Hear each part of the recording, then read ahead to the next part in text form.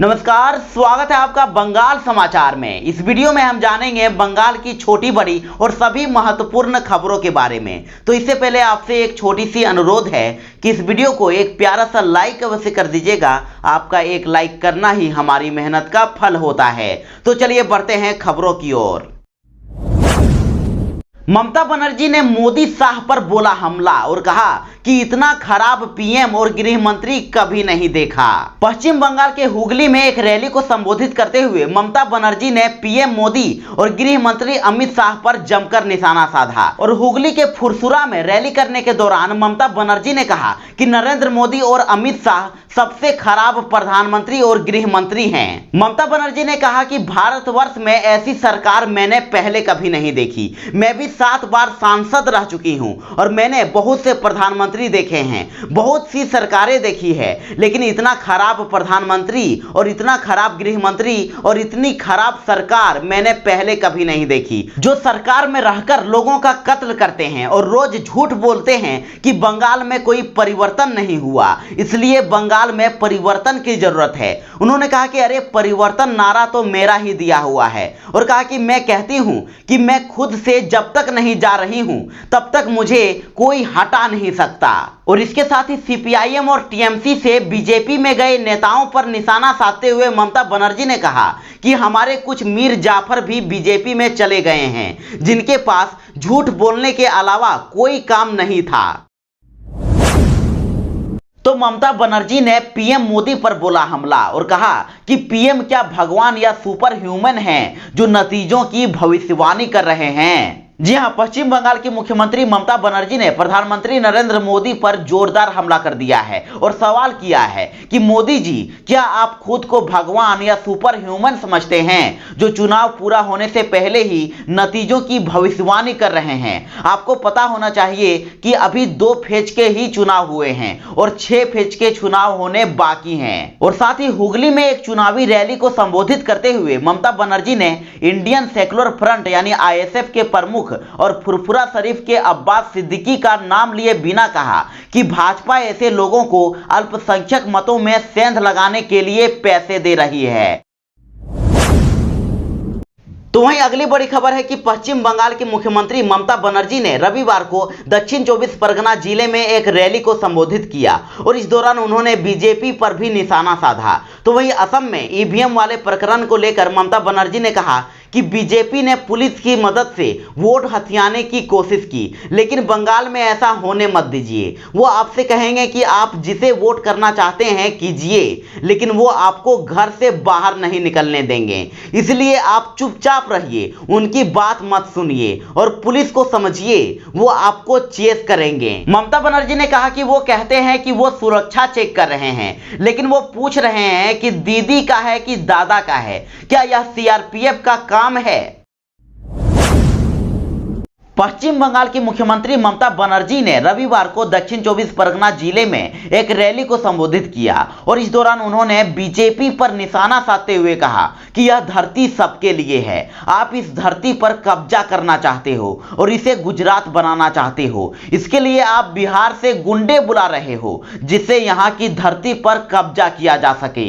और साथ ही ममता बनर्जी ने किसानों के मुद्दे पर केंद्र सरकार को घेरते हुए कहा कि आप बड़ी बड़ी बातें करते हैं, हमने आपको किसानों की लिस्ट भेजी है, आप उन्हें पैसे क्यों नहीं भेजते। और कहा कि नरेंद्र मोदी झूठ बोलते हैं और अमित शाह लोगों को भड़काते हैं और वो सिंडिकेट 1 और सिंडिकेट 2 हैं। और ममता ने बीजेपी पर हमला करते हुए कहा कि उन्होंने अभिषेक और अरूप के घर में पुलिस जांच अधिकारी भेजे और कुणाल और सुदीप के घर भी भेजे, उन्हें स्टालिन की बेटी के घर भेजे। आखिर उन्हें किस बात का डर सता रहा है? वो सेंट्रल पुलिस के साथ लुका छिपी का खेल क्यों खेल रहे हैं और पुलिस का ट्रांसफर क्यों कर रहे हैं?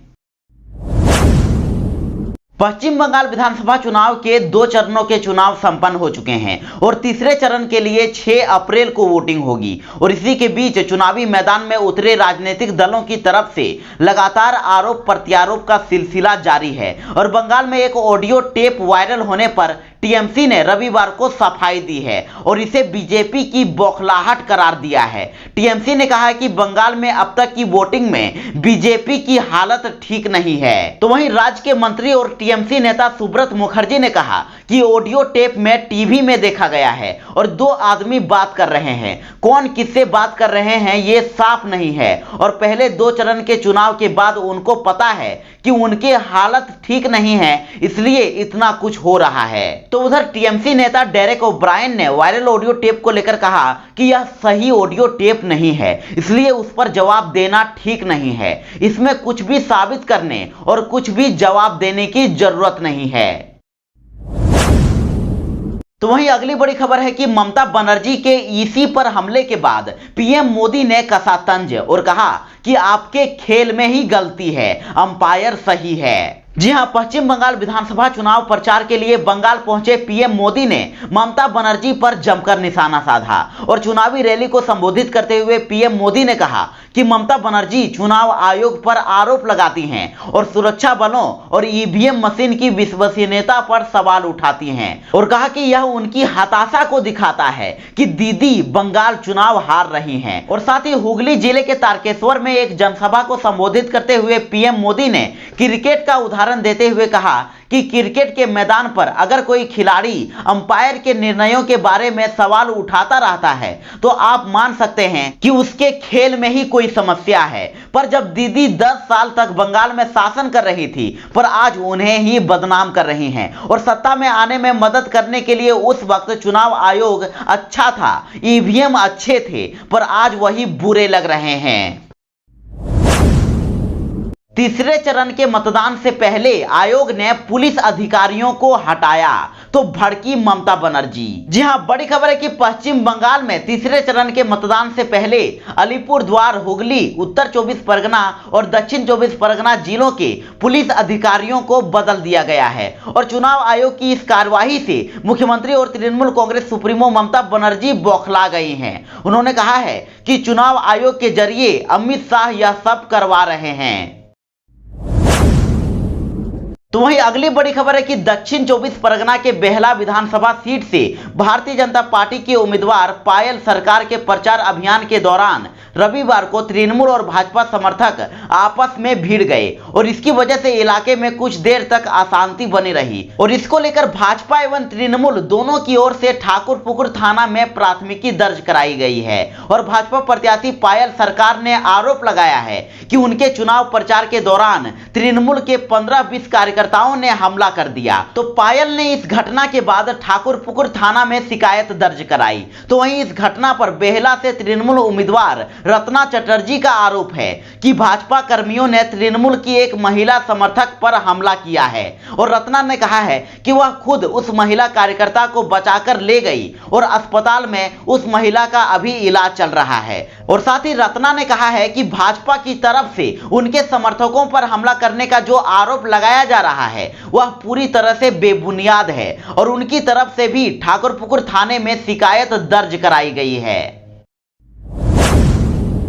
बंगाल के अधिकारियों से बोले पीएम मोदी कि जहां चुनाव हो गया वहां किसानों की सूची बनाना शुरू करें। जी हां, बड़ी खबर है कि प्रधानमंत्री नरेंद्र मोदी ने पश्चिम बंगाल के अधिकारियों से कहा है कि जिन जिलों में चुनाव हो गए हैं वहां के अधिकारी किसानों की सूची बनाकर तैयार कर दें ताकि केंद्र सरकार उनके खाते में पीएम किसान सम्मान निधि का पैसा भेज सके। और साथ ही उन्होंने एक जनसभा में ममता बनर्जी और उनकी सरकार पर जमकर हमला बोला। उन्होंने कहा कि ममता दीदी ने किसानों को पीएम किसान सम्मान निधि योजना के लाभ से वंचित किया और भाजपा की सरकार बनने पर यहां के मुख्यमंत्री के शपथ ग्रहण समारोह में वह जरूर आएंगे और उस दिन नए मुख्यमंत्री से कहेंगे कि पीएम किसान का लाभ बंगाल के किसानों को भी मिले और इसका प्रस्ताव भी वे जल्द से जल्द केंद्र को भेजें। तो वहीं अगली बड़ी खबर है कि चुनाव आयोग से वाहनों का किराया और ड्राइवर हेल्पर का मेहताना बढ़ाने की गई मांग। बड़ी खबर है कि बस व ट्रक मालिक संगठनों ने चुनाव आयोग से चुनावी ड्यूटी करने वाले अपने वाहनों का किराया और परिवहन कर्मियों का मेहनताना बढ़ाने की मांग की है। और waste Bengal bus mini bus owners association, mini bus operators coordination committee, federation of truck and west Bengal contract carriage owners association के प्रतिनिधियों ने इस बाबत शनिवार को राज्य के मुख्य चुनाव अधिकारी आरिज आफ्ताब के कार्यालय पर जाकर ज्ञापन सौंपा है। और इसके बाद मीडिया से बातचीत में उन्होंने कहा कि हमें तीसरे चरण के मतदान तक का इंतजार करने को कहा गया है और चौथे चरण से भाड़ा बढ़ाए जाने का आश्वासन दिया गया है और कहा गया है कि हमारे आवेदन की फाइल को दिल्ली स्थित केंद्रीय चुनाव आयोग के कार्यालय पर भेज दिया गया है और 20% वृद्धि का प्रस्ताव भेजा गया है और कहा कि सबका खर्च बढ़ा है तो हमारा खर्च क्यों नहीं बढ़ेगा, हम 9 तारीख को फिर यहां आएंगे। तो वहीं कॉल स्कैम पर खुलासे से हुआ बवाल। शुभेंदु अधिकारी ने लगाया आरोप कि अभिषेक बनर्जी के पास गए हैं घोटाले के 900 करोड़। पश्चिम बंगाल विधानसभा चुनाव के तीसरे चरण के पहले कॉल स्कैम पर खुलासे से जुड़े मामलों ने तूल पकड़ लिया है और अब बीजेपी ने कॉल स्कैम को लेकर सीधे सीधे तौर पर टीएमसी ममता बनर्जी और अभिषेक बनर्जी से सवाल पूछे हैं। और रविवार को नंदीग्राम बीजेपी कैंडिडेट शुभेंदु अधिकारी ने कॉल स्कैम के मामले पर ममता बनर्जी को घेरा और साथ ही कई प्राइवेट न्यूज चैनल्स के कॉल स्कैम से जुड़े खुलासे पर शुभेंदु अधिकारी ने सीधे सीधे ममता बनर्जी और अभिषेक बनर्जी पर जमकर निशाना साधा है। शुभेंदु अधिकारी ने कहा कि बंगाल के कॉल स्कैम में राज्य सरकार और मुख्यमंत्री ममता बनर्जी के शामिल होने का खुलासा हो चुका है और इस खुलासे से साबित हो चुका है कि कॉल स्कैम के 900 करोड़ रुपए सीएम ममता बनर्जी के भतीजे अभिषेक बनर्जी के पास गए हैं। और साथ ही शुभेंदु अधिकारी ने आरोप लगाते हुए कहा कि बंगाल में कॉल स्कैम में सीएम ममता बनर्जी और उनके भतीजे अभिषेक बनर्जी की मिली भगत सामने आ चुकी है। तो वहीं सीएम योगी ने टीएमसी पर लगाया गुंडागर्दी का आरोप और कहा कि बंगाल में यूपी मॉडल से करेंगे क्राइम कंट्रोल। उत्तर प्रदेश के मुख्यमंत्री योगी आदित्यनाथ ने ममता बनर्जी और टीएमसी पर जोरदार हमला बोला है। उन्होंने कहा है कि आज जिस तरह की गुंडागर्दी हम बंगाल में देख रहे हैं वैसी ही व्यवधान कश्मीर में हुआ करता था और आज कश्मीर में आतंकवाद नहीं बल्कि विकास बढ़ रहा है।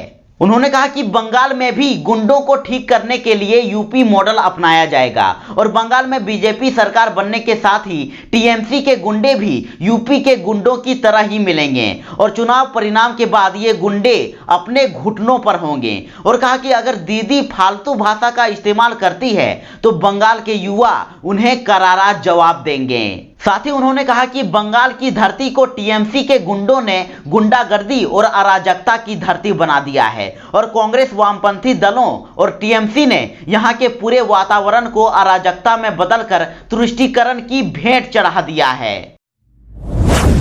तीसरे फेज के मतदान से पहले बीजेपी प्रभारी कैलाश विजयवर्गीय ने दिया बड़ा बयान। कहा कि बंगाल में यदि सरकार बनी तो एनआरसी नहीं होगा लागू। बंगाल विधानसभा चुनाव के बीच भाजपा के राष्ट्रीय महासचिव व बंगाल भाजपा के प्रभारी कैलाश विजयवर्गीय ने बीजेपी के इस दावे को रविवार को खारिज कर दिया कि अगर भाजपा बंगाल में सत्ता में आई तो एनआरसी को लागू करेगी जिससे लोगों की नागरिकता के अधिकार छिन जाएंगे। उन्होंने कहा कि ऐसी कोई योजना नहीं है। हालांकि उन्होंने ये जरूर कहा है कि पार्टी का इरादा नागरिकता संशोधन कानून यानी सीएए लागू करने और पड़ोसी देशों में धार्मिक उत्पीड़न से भागकर भारत आए शरणार्थियों को नागरिकता देने का है। उन्होंने कहा कि हम चुनावों के बाद सीएए लागू करने को लेकर उत्साहित हैं और जैसा कि हमने अपने चुनावी घोषणा पत्र में वादा किया है यह हमारे लिए महत्वपूर्ण मुद्दा है क्योंकि हम उत्पीड़न के शिकार शरणार्थियों को नागरिकता देना चाहते हैं और अगर हम चुनाव में जीतते हैं तो हमारी एनआरसी प्रक्रिया चलाने की कोई योजना नहीं है। तो चोट के बाद अब चुनाव पर भी लगा झटका।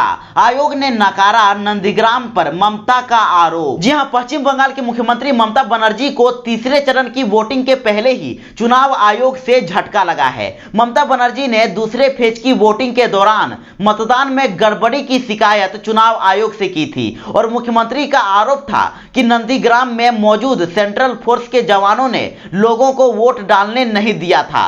तो इसके बाद चुनाव आयोग ने इस पर आरोपों का जवाब दे दिया है। ममता बनर्जी को भेजे गए 6 पन्नों की रिपोर्ट में आयोग ने नंदीग्राम में वोटिंग के दौरान किसी भी प्रकार की गड़बड़ी होने से इनकार कर दिया है। आयोग के पास सबूत के तौर पर सीसीटीवी फुटेज है और इसका जिक्र आयोग ने किया है। दरअसल ममता बनर्जी ने नंदीग्राम के बूथ संख्या 7 में गड़बड़ी होने का आरोप लगाया था और ममता के आरोपों के जवाब में सीसीटीवी फुटेज के आधार पर चुनाव आयोग ने बूथ पर हुई दिन भर की गतिविधियों की जानकारी दी है। और चुनाव आयोग ने ममता बनर्जी को यह भी बताया कि पूरे चुनाव प्रक्रिया के दौरान बूथ नंबर 7 पर बीजेपी, टीएमसी, सीपीएम और एक निर्दलीय प्रत्याशी के पोलिंग एजेंट अंदर ही थे और पूरे वोटिंग प्रक्रिया के दौरान सेंट्रल फोर्स का एक भी जवान पोलिंग बूथ के अंदर नहीं घुसा और न ही उन जवानों ने किसी को वोट देने से रोका है। चुनाव के बीच ही बंगाल में डराने लगी है कोरोना की रफ्तार। पिछले 24 घंटे में मिले करीब 2000 केस।